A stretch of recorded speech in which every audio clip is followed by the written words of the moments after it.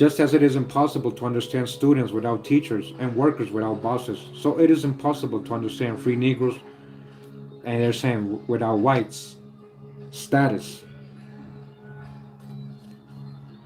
Southern whites said the racial policies that affected and sometimes determined the course of free Negro life.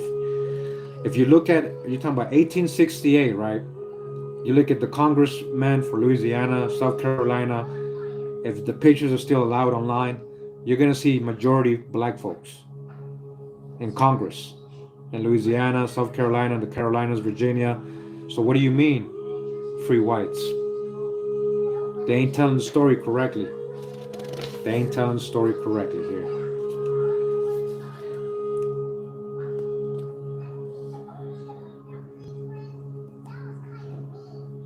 Free Negroes also drew on their antebellum experience. Long at the top of black society, they maintained their position of leadership after the Civil War. Throughout the 19th century and into the 20th, free Negroes and their descendants served as spokesmen for blacks. Huh. Although they were generally united with former slaves and demanding full entry into American society, their own experience and freedom deeply influenced their policies and methods. Frequently, the priorities of blacks with a heritage of liberty differed from the priorities of those who had recently received it. The experience of the free Negro caste continued to shape black life long after emancipation had eliminated the freeman's special status. Yeah, that's right. Thanks, Red Lion. Okay, I'll talk about that. I saw your question. So finally, this is a study of the slave South, as Eugene D. Genovese has remarked. No satisfactory assessment of any slaveholding regime or of any slaveholding class will be possible until we retrace its history to take full account of its specific interaction with other classes in society, whether white or black, free or slave, all tags. This status, and treatment Europeans accorded to free Negro are an especially revealing gauge of Southern society. So okay, there's a lot of hijack in this preface. Yeah. So several other ideas have shaped this book. Historians of the South have generally ignored both time and place in dealing with antebellum blacks. Kenneth Stamp, to cite only one of the best, holds time constant in his study of slavery and treats the period between 1830 and 1860 as a unit. You see what periods they're talking about? That's, you've been free. That's what I'm telling you. That's what they've been teaching people. They try to focus on those years only. That's when they're starting this franchise up to the era of Reconstruction, terminating up into 1900s when they're really gaining power. Other scholars constructing models of the slave South to compare with slave societies elsewhere in the Americas have presented a monolithic South seemingly imperious to change. This has distorted the history of blacks and of the slave South generally. Distorted. Whatever value such modes of explanation may have for slavery, they have none for the free Negro. The size and character of the free Negro caste were constantly changing, as was the place that Europeans were willing to grant free Negroes in the Southern society. I have therefore been careful to show how the situation of the free Negro class changed over time, although the general boundaries of this study are the American Revolution, which created the antebellum free Negro caste, and that's wrong, that's false. Many free Negroes before that, way before that. That's false. Not just during American Revolution. The prologue reviews the period before the Revolution, and the epilogue looks into the post-war years within the main boundaries. Important temporal distinction observed. All right. So they're talking about the prologue.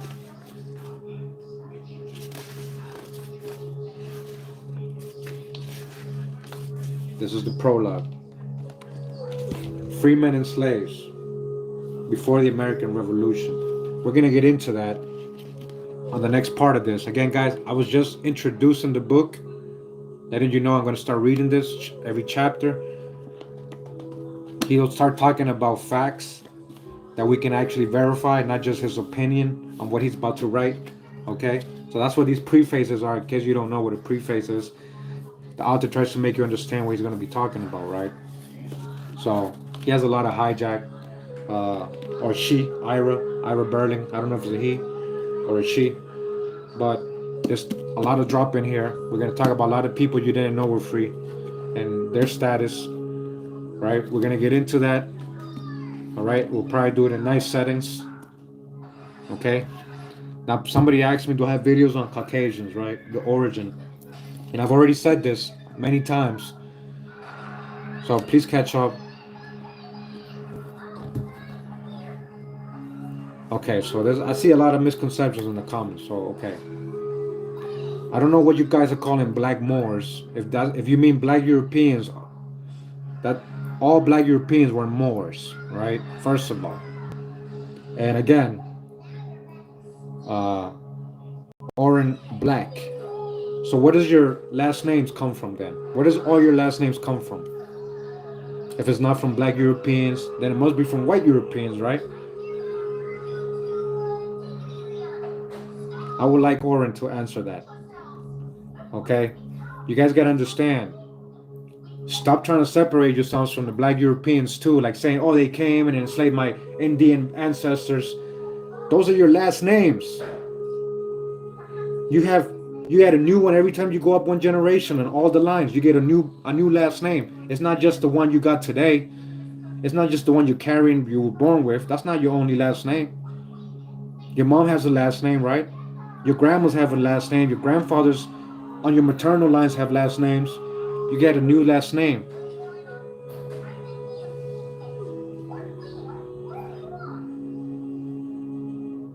Okay, so please stop doing that with the whole black Moors came and treated. Not all black Europeans came with a good status. A lot of them came as indentured servants, guys, literally almost dying on the way. A lot of them died on the way in the middle passage, the real one. A lot of them had to work hard, come here, get their freedom, you know, and they mixed with Indians. So you're not a color exactly. Stop saying black Moors, black, and stop using that. Like, come on, guys, please catch up. Now, regarding where do white people or Caucasians come from, because I don't know what you mean. First of all, original Caucasians were swarthy. They were so-called black too. Okay? And even in Free Blacks, in the Black's Law Dictionary, I showed you guys, they're not even including Caucasians in that. They tell you straight up, this does not include Caucasians. All right? Now, just like all black folks are not the same, they weren't biracial. Europeans, not all Europeans were biracial. You guys got to stop generalizing, man. It's all right. I usually have a filter where it says you got to be subscribed in order to leave a comment. We got it open for everybody. I get it. I'm not gonna get upset or anything. So I just know that you haven't done a lot of research. You guys are biased. The ones doing the crazy comments, you guys are biased. You guys are biased to your truth. You're not letting go. You're not letting go. All right. All black Europeans weren't biracial. Whatever you mean by that. I don't know what you mean, because I know in general you probably mean with white or pale skinned people. That's not true. Black Europeans have existed in Europe since indigenous times, right? They are the indigenous people from those areas too. And a lot of them never mixed with pale skinned people. And they came over here. Okay? They came to the Americas with many different statuses, not just as colonists, not just as conquistadors. All right?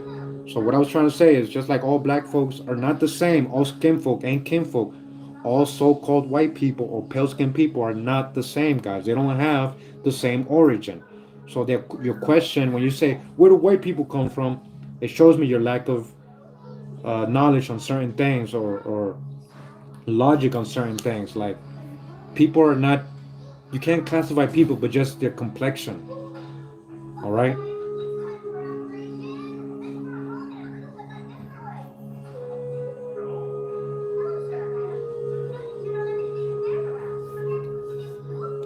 So you just quoted MC Lotto. You just quoted a eugenicist to try to debunk me.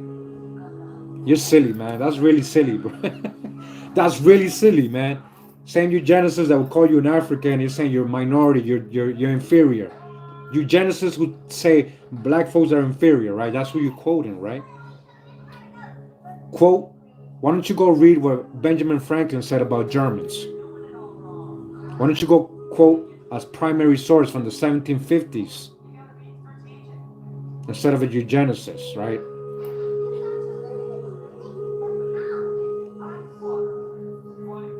Germans were very dark. Who's the Habsburgs? You think the Habsburgs were white, huh? You must think the Habsburgs and all these people were white. The Bourbons, King Louis, and all these people. You, Charles V. You must think these were all white folks, huh? Pale skinned people, huh? Yeah, run. Yeah, run, man. You got a lot to catch up on, man. Like, and I don't mean this in a disrespect, but if you like history, if you're into history, you would be willing to learn new things and emptying your cup on certain things you taught, because you're generalizing. We got to stop generalizing. I'm not upset. These are new people. I'm a Capricorn, guys. Don't mix that up with upset. I just really want you to listen. I just really want some people to pay attention, especially when they keep coming back with more and more generalizations when I'm trying to tell them something, you know? I'm trying to tell them something and then they respond and quoted eugenicist. Come on. That was silly to me. If you don't understand why that's silly to me, you got a lot to learn too about eugenicists. Same ones that think you're inferior and you will say you come from a monkey, right? So, yeah. Okay. Charles Darwin's brother literally started the whole eugenicist movement. You don't know. The same Charles Darwin who said we all come from monkeys in Africa. Like, come on now. But again, that was an introduction to the book. It's gonna get good, guys. It's gonna get specific info. All right, I've skimmed through it. I saw it. We're gonna have to dodge a lot of hijack too, though. But we're gonna read it as we go. I'll probably read it off of archive.org, just so you guys can read along. That probably makes it easier. And I will have this available when I scan it in my Patreon for anybody that wants a PDF. Hey Lotto, we've been saying that for years. That's what I'm trying to tell you. They weren't purely, and they weren't. You said they were. You literally said though, and I'm correcting you because you literally said the first comment was that they came biracially. Black Europeans came as biracials, and that's not true. All right. So, in case you didn't mean that, then don't worry about it, man. When we look at the info, when we look at the ship logs, we know there was hundreds of thousands of black Europeans that came over here. I'm gonna say it again, as colonists, conquistadors, indentured servants, prisoners of war, convicts. You know, like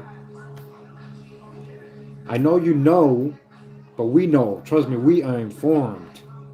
We are informed, man. Like, but you said they came as biracial. They didn't all come as biracial, even though a lot probably did, because they were over there amongst more pale-skinned people for a lot of years. Okay, yeah, we good. I'm good. I know. You probably didn't. You know, we're good. Don't worry.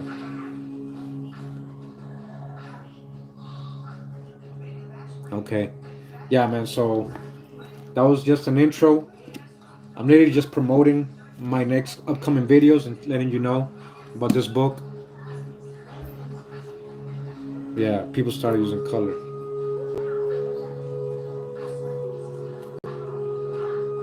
Yeah. So yeah, Mexican is just like saying Costa Rican. That's just a country border today, right? Today, I'm talking about modern times, right? But Mexico's a melting pot. There's people that look like you, like all of you, in Mexico.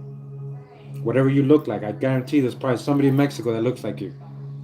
That's Mexican. I know a lot of you probably like, nah, I ain't, those Mexicans, those ain't us. That's your stereotypes and your prejudices, not knowing your own history, not knowing your full history, especially if you're from the five civilized tribes, not understanding your true history. We're dealing with fake boundaries today, guys. We're dealing with fake borders. It's an empire, not a nation. Yeah, you know, more like that, for real. All right. So thanks for joining me today. I told you this was quick. I just want to read a little bit of the preface. I don't really, I didn't want to read the rest of the preface, the old one, because he's adding a lot of hijack. We'll get to the info, chapter one, the prologue, and we'll start talking specific stuff. So let me just read the contents.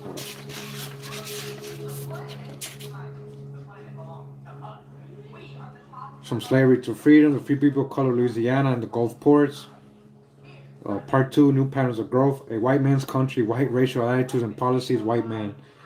We're gonna have to dodge a lot of hijack, and that's why we're gonna read it. I'm probably gonna pre-record it so I can explain things better. All right. All people who descend from. I don't know what you mean by that. That sounds like a very uh, West African slave narrative story, Pan African bias there a little bit. So if you're saying that there's pale-skinned people who went through biblical chattel slavery, so they're Hebrews, right? According to what you're saying, since we're generalizing, right?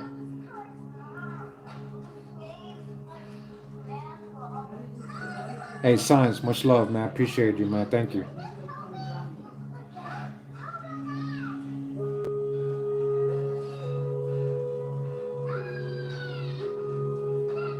Yeah, gotta open up. Hey, Joe, I'm ready, man.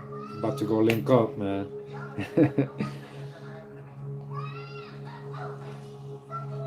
All people, okay, you're just generalizing. You're not giving me anything specific. You're not giving me anything specific. And again, white folks were under chattel slavery, so I guess they're Hebrews too, right? According to you, everybody's a Hebrew that's been enslaved in the world and chattel. Everybody, huh?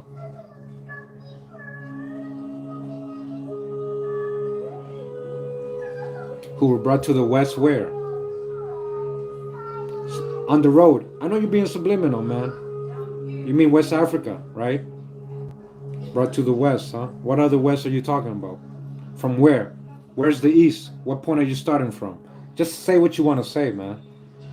We already we already debunked the out of Africa theories. We already exposed the false West African to America's slave narratives. That's all false, man. Everyone was not in chattel slavery, even black folks. That's what I'm trying to explain to you, man. Even black folks that you might probably think they're Hebrews just because they're black. I know what you're doing. I know you're speaking subliminal, man. I know you're a Pan African, man. Or FBA or whatever you want to call yourself. Yeah, Hebrew's a language, either way. All right. Yeah. Hey guys, like you guys understand? I know when people throwing subliminals and all that.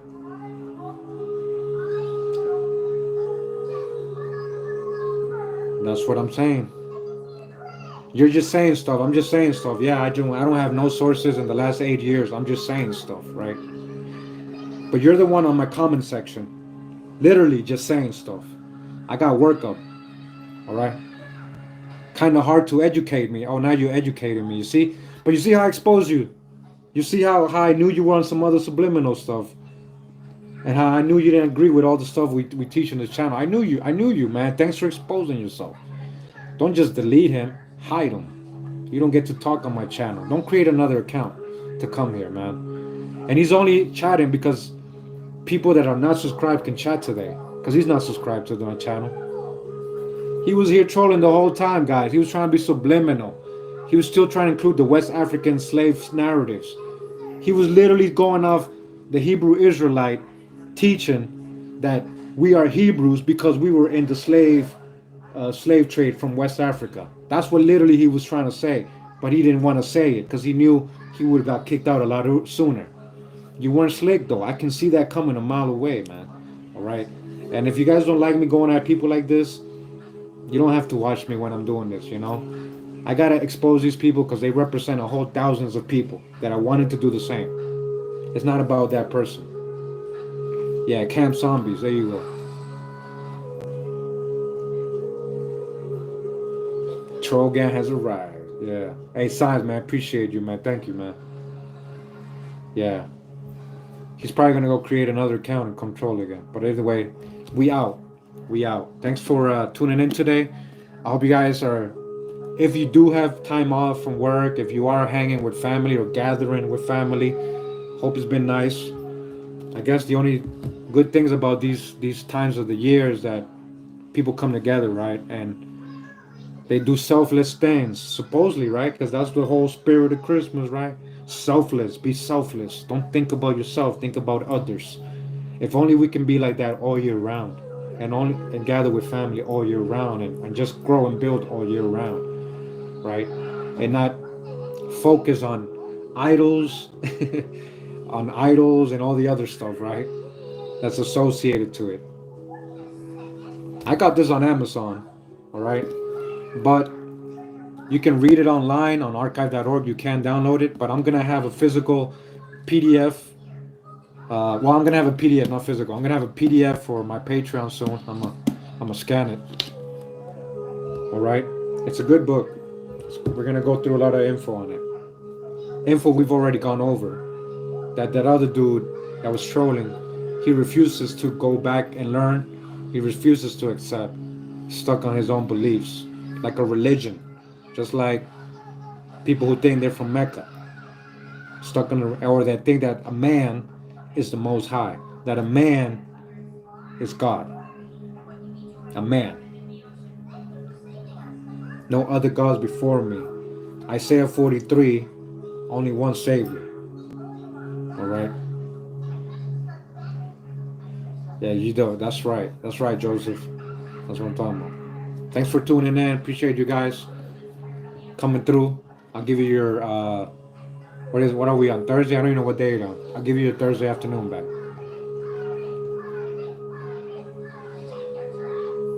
Pura vida, pure life, pure love. Pura vida, pure life. Wake, arise, and be alert, man. Wake, arise, and be alert. Hey, Wild Alchemo, Spirit, thank you for being here. Thanks for. I'm glad that you think so. That you like the community.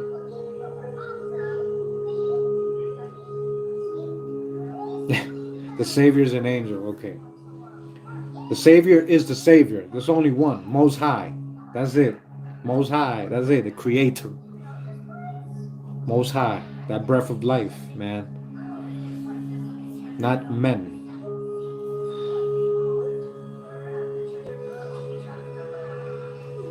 So Orange Black is still on the Moors. I have a whole Moorish series. No more understanding. You're mad late to the game. Talking about exposing. I already been all that, but it's not about exposing. It's about trying to help people understand their biases and their religious indoctrinated beliefs, the religious mind state. It's not about going at anybody. You're stuck on, like I said earlier, about people going at fight all the Indians or Mongols. You're stuck on hating Moors, man. And again, I don't teach this stuff so you can go hate on other people. All right, you're in the wrong vibe, Oren. You're in the wrong vibe, man. This ain't about hating a whole people. It's about helping them understand where they might be misled, where they might have been misled on or misinformed on. Okay? Yeah, pure life requires awareness, requires love. Just like Hua, the breath, Hua, Hua, understanding. I made you a researcher. That's beautiful testimony right there. It's not man. There you go. They need some plant healings, yeah.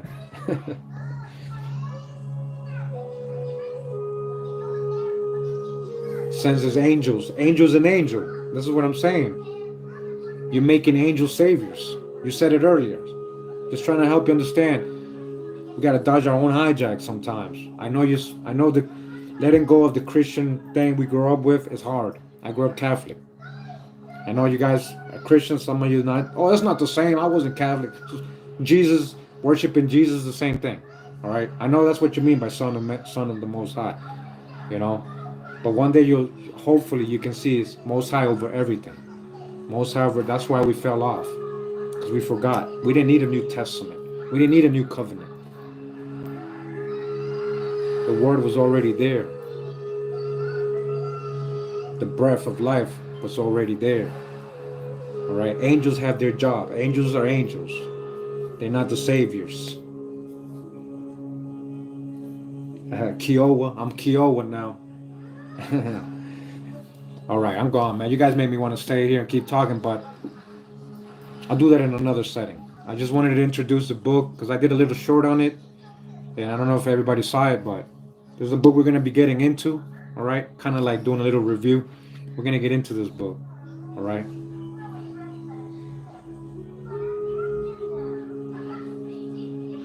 Bancroft Prize winning historian Ira Berlin has changed the way we think about black American life and slavery and freedom. His seminal work, Slaves Without Masters, established him as one of the leading scholars in the field and was winner of the National History Society's Best First Book Prize. Now imagine if we were able to write books correctly. They wouldn't even publish them. They wouldn't even publish because they wouldn't go with the curriculum. But these people get awards because they keep still trying to make black folks all slaves and from Africa. And that all the plantation owners were white. That's why he got a prize. That's why he got a prize. It says breaks new ground in the description and interpretation of Southern history. Berlin's sensitivity to change over time, or changes over time to the expansion of freedom and its restriction, gives his book a fidelity to human experience and how to make it a model of narrative history. Okay? Wake up and arise, Yasharala. Wake up and arise, all the nations, all the empires, all the people. Pura vida, mi gente. Much love, pura vida, pure life. Hawa, Hawa, only Most High over everything. Only one Savior, Most High over everything. Hawa.